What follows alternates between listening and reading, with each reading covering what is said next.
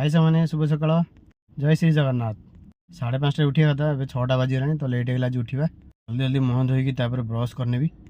सकाल उठे के निज मुह को आग आईना देखिए मुह धोई सारापर देखा कथा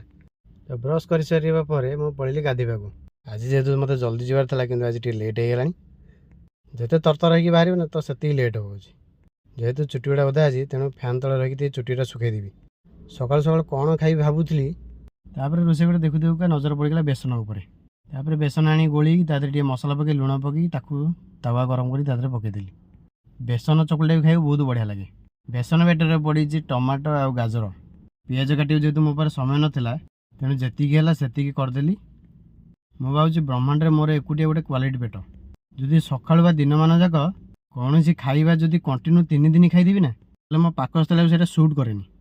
जेहेतु मो लगातार 3-4 दिन है सका चना मुग गाजर काकुड़ी मिसई खाऊली तो सहीटा मो पेट में खराब होगा ताकू ब्रेक करदेकी आज बेसन चकुड़ी खाईदे पलैबा तापर मु बाहर गले ड्यूटी की मो घर टे बाय बाय करदे तापर मो हिरो को नहीं बाहर गले मास्टर कैंटीन देखुए सकाल सकाल बढ़िया पवन होची आउ से पवन साहय देखो आम तिरंगा केमती फरफर हो उड़ूँ लाइक कमेंट शेयर करदे इंस्टाग्राम थे फॉलो करदे यूट्यूब रे सब्सक्राइब करदे देखा नेक्स्ट वीडियो।